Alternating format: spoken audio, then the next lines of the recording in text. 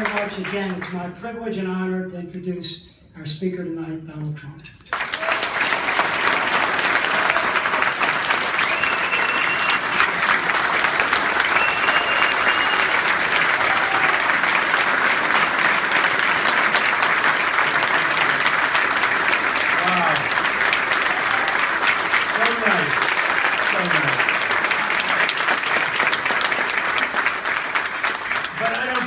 Explain to you how I met David, because it's just not a nice story.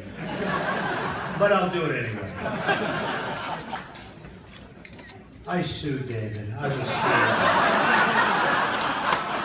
For hundreds of millions of dollars. And I didn't know him, but I just said, I'm going to get this guy, whoever the hell he is.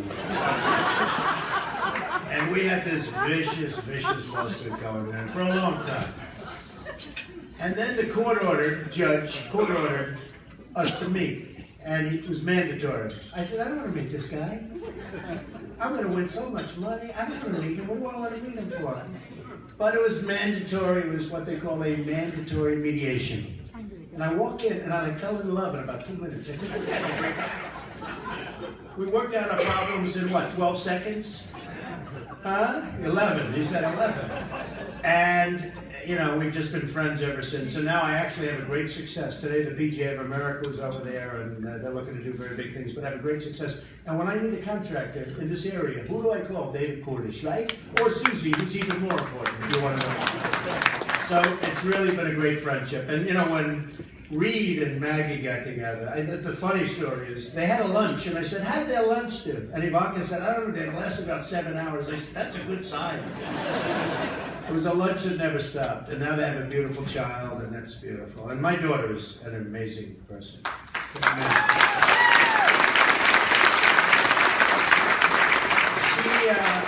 She's very exceptional. She's just you know, look, I'm talking about my daughter. We all talk, our daughters are great, our sons are great, everybody's great. But, you know, Ivanka came in today, and she was a little early, and she went to the old post office on Pennsylvania Avenue.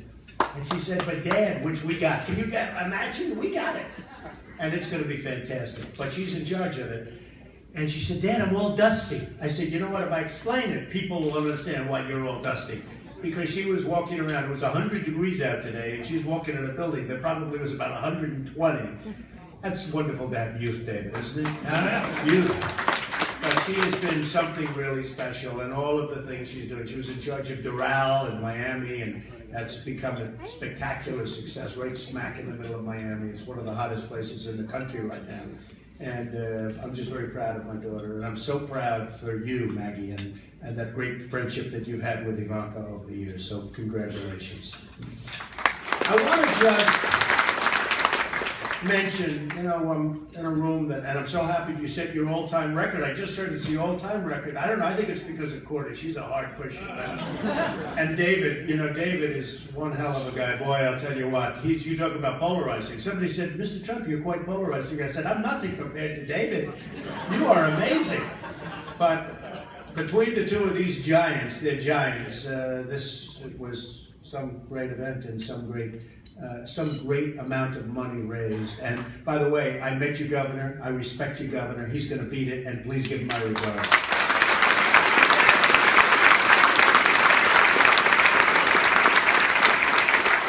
So you're in a tough business, and you know, I tell a lot of people, I used to think that the real estate people in New York were bad. They're babies compared to the political world.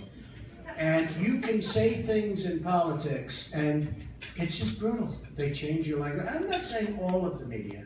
I love to complain about media. But I've had such great success with the financial media. I guess maybe it's a little bit cut and dry. They look at the numbers, they say, hey, he did well, he did this. But the political media is rough. And in many cases, very dishonest. And especially if you're a conservative Republican, boy, they go after you. It is brutal. And you know, I have a statement that I've said, and I've said it a lot, and it was covered when I made my speech during the week and last week, and it was, you know, many people said it was a wonderful speech, and I got good marks, but some went after me for saying things that were horrible. I have an expression that I use, the American dream is dead, but I'm going to make it bigger and better and stronger than ever before.